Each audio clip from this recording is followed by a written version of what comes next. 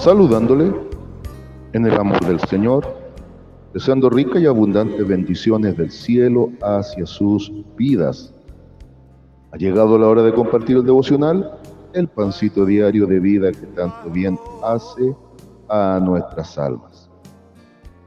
Hoy concluimos nuestro tema nuestra sección, de un tema en 3 partes, y hemos estado hablando de la gracia de Dios. Hoy vamos a meditar bajo el título La gracia de Dios en las necesidades. La gracia de Dios en las necesidades. Si hubiese que resumir la gran necesidad humana, la respuesta es sencilla. La gran necesidad humana es la necesidad de salvación. No hay otra mayor y gran necesidad. Por lo tanto, le invito a que me acompañe. Vamos a una base de las Escrituras. Vamos a movernos en un pasaje del Evangelio de Juan y una de la carta a los Romanos. Vamos primero con nuestra base bíblica. Evangelio según San Juan, capítulo 1, versículo 16 y versículo 17. Búsquelo por favor. San Juan capítulo 1, versículo 16 y versículo 17. Hay versiones bíblicas, como la Palabra de Dios para Todos, por ejemplo, que a la palabra gracia le llama de una manera muy especial. En lo personal me gusta mucho. A la gracia le denomina el generoso amor de Dios. Extraordinario. Generoso amor de Dios.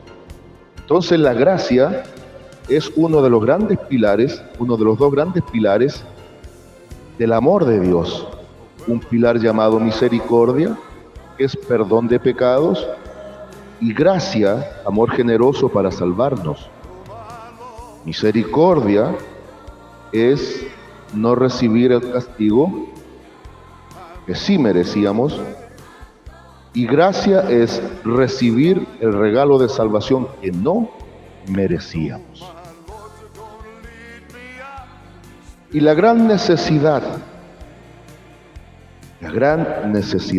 humana no es tanto de sustento, de abrigo, de alimento, de buena economía o de buena salud. El gran sustento de entender esto es que la verdadera gran necesidad es necesidad de ser salvos. Y Dios satisfizo, Dios trajo a plenitud esta salvación en Cristo, que es la gracia, el generoso amor de Dios hecho hombre. ¿Lo encontró? Bien. Leo entonces San Juan capítulo 1, versículos 16 al 17, en el nombre del Señor Jesucristo, y la palabra de nuestro Dios dice de la siguiente manera: porque de su plenitud tomamos todos, y gracia sobre gracia. Pues la ley por medio de Moisés fue dada, pero la gracia y la verdad vinieron por medio de Jesucristo. Amén. ¿Sabe lo que me llama la atención de este pasaje, en estos 2 versículos, principalmente el 16? Es la forma expresiva en la que en este caso el evangelista Juan presenta la suficiencia de salvación en Cristo. Habla de plenitud. Otras palabras, la totalidad de la gracia. Y el único fundamento sustentable para perdón y salvación es Jesucristo mismo. La verdad, la palabra, la gracia, el amor, todo en Cristo se hizo una realidad. Bendito el nombre de nuestro Señor Jesucristo. Cuando decimos palabra, Cristo es la palabra hecha carne. Cuando decimos verdad, Cristo es la verdad, que se hizo hombre. Cuando decimos gracia, amor generoso de Dios, misericordia, amor compasivo de Dios, estamos diciendo que todo aquello, aquellas grandes virtudes, aquellos grandes atributos, aquellas grandes perfecciones, todo lo que exalta la Biblia en cuanto a la propia naturaleza de Dios en Cristo se hizo una realidad patente, viniendo como todo hombre y como todo Dios. Entonces, cuando habla de la plenitud, habla de la saturación total de gracia en Cristo. Pero aquí viene algo extraordinario, porque de su plenitud tomamos todos. Póngase en el ejemplo, ¿cuál será la necesidad más perentoria, más urgente? ¿Cuál es la necesidad a satisfacer más urgente en un hombre que está extraviado en un seco desierto? Quizá usted me puede decir la necesidad de una sombra. Muy bien, le va a ayudar momentáneamente. Así son las grandes religiones del mundo. Es una ayuda momentánea, pero no definitiva. Quizá alguien va a decir la necesidad de alimento para sustentarse. Yo le voy a decir, en parte tiene razón. Esas son las filosofías del mundo, que pueden satisfacer solo una parte del ser, pero no la totalidad. Otro podrá decir la necesidad de cubrirse del sol que le quema. En parte tiene razón. Y ahí la psicología, que quiere acallar en parte el ardor de la conciencia en pecado, pero sabe que ninguna de esas son suficientes, porque la necesidad más urgente de un hombre en pleno desierto es la necesidad de apagar la sed, es la necesidad de agua. Y Cristo el Señor dijo de sí mismo, y está registrado para nosotros en el pasaje de San Juan capítulo 7, versículos 37 al 39, en el último día de la fiesta de los tabernáculos. Cristo se pone en pie y ante los rituales o ceremoniales que hacían los sacerdotes de aquel tiempo, de esparcir agua, hablando de cómo Dios fue capaz de suplir la necesidad de agua para su pueblo en el desierto. Cristo dice que todo aquel que tenga sed, venga a Él y beba, porque de su interior correrán ríos de agua viva, como la Escritura lo presenta.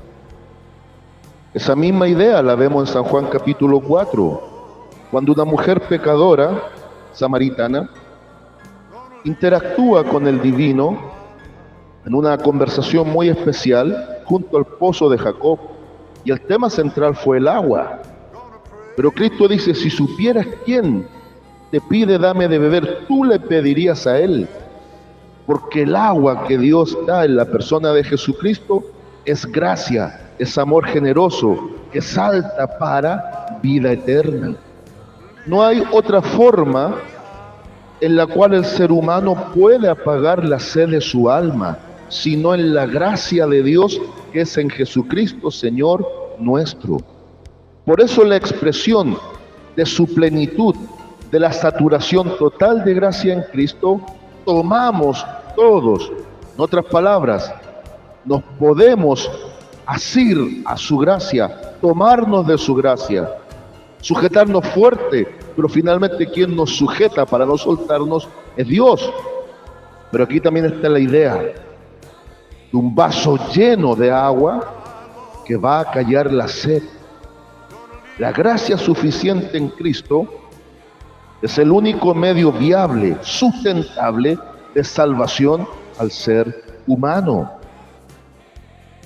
Porque de su plenitud tomamos todos, y gracia sobre gracia, amor generoso sobre amor generoso. ¿Por qué gracia sobre gracia? Porque frente al pecado abundante del ser humano, predomina el amor generoso de Dios. Como dice el libro de los Hechos, que ya pasó el tiempo de nuestra ignorancia, donde Dios pasó por alto los pecados de todos, pero los cargó en Cristo.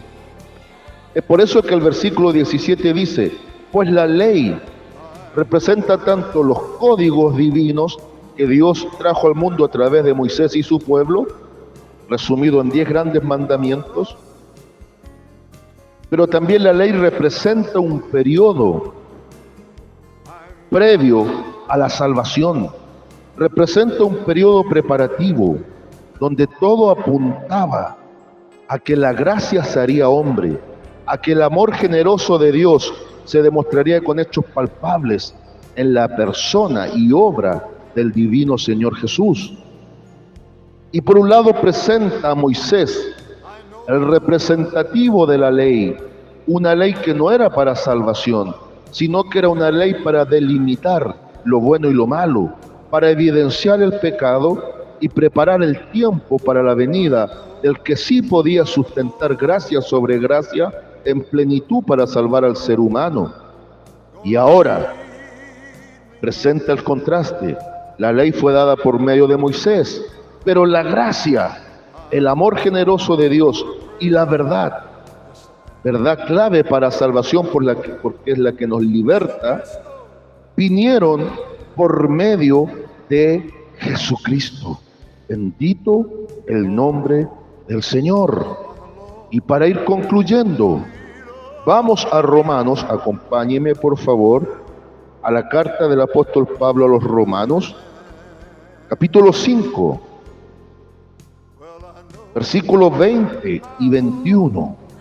Así como Juan hace el contraste entre Moisés y Cristo el Señor para mostrar la gran eficacia para la necesidad de salvación de la gracia por sobre la ley, porque la ley fue la que reguló situaciones, pero la gracia en Cristo es la que nos liberta y salva. Ahora Cristo cumplió la ley en sí mismo e inauguró una nueva era, un nuevo tiempo. Pasamos del tiempo de la ley al tiempo de la gracia. Acá Pablo en Romanos a partir del 5:12 hace un contraste muy especial, el contraste entre Adán y Cristo. Adán es el que nos legó la necesidad de salvación y Cristo es el que sustentó esa salvación en base al amor generoso expresado a través de la obra que él haría en la cruz. Así como por Adán todos somos transgresores, pecadores y vamos a condenación, así en Cristo todos somos justificados gratuitamente, gracia sobre gracia. En Cristo está la plenitud de perdón de pecados y sustento de salvación y vida eterna. Eso es lo que plantea el apóstol Pablo acá. Por la desobediencia de uno, el primer Adán, todos a condenación. Por la obediencia y vida perfecta en muerte terrible, pero resurrección gloriosa, todos somos justificados bajo esa obediencia y obra bendita en Cristo. Solo si accedemos sedientos en medio del desierto a beber del vaso de la gracia de Dios por la fe. Mire lo que dice Romanos 5, 20 y 21. Pero la ley se introdujo para que el pecado abundase. La ley evidenció el pecado, por lo tanto la ley es como el escáner que nos muestra lo profundo del pecado. Por eso dice que la ley se introdujo para que el pecado abundase, porque lo hace notorio. La ley hace evidente el pecado. Mas cuando el pecado abundó, sobreabundó la gracia, gracia sobre gracia.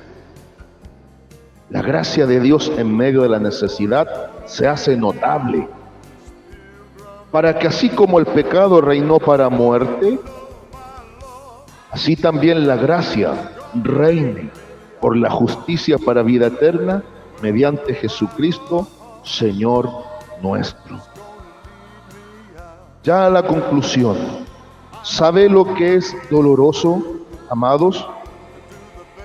Que hay quienes en pleno desierto prefieren la comida, prefieren la sombra, prefieren el abrigo, prefieren las religiones, prefieren las filosofías, prefieren las psicologías. Y no es que sean malas en esencia, el problema es que todas esas cosas no trascienden el carácter humano y son insuficientes. Y teniendo el agua de vida que salta para vida eterna, suficiente para quitar la angustia de la sed del alma de aquel que está muriendo en el desierto del mundo y de la vida, muchos no quieren venir a beber gratuitamente de la salvación en Cristo. En Isaías capítulo 55, desde el versículo 1 en adelante, se habla de una misericordia gratuita para todos, de un perdón de pecados y una gracia de salvación. Y dice: venid, comprad sin precio vino y leche, para que te sacies. Sin embargo, muchos desprecian la gracia de Dios, pero aunque muchos la desprecian, otros tantos la hemos recibido como favor inmerecido y ahora gozamos de nueva vida en Cristo, no exento de padecimientos o no exento de situaciones complejas, mas sin embargo ya estamos al cobijo, ya estamos cubiertos, ya estamos saciados y además con abundante gracia que siempre quitará la sed del alma. Saludos de paz, amor y bendición desde Longaví a cada uno de ustedes. And I know my Lord's gonna lead me out.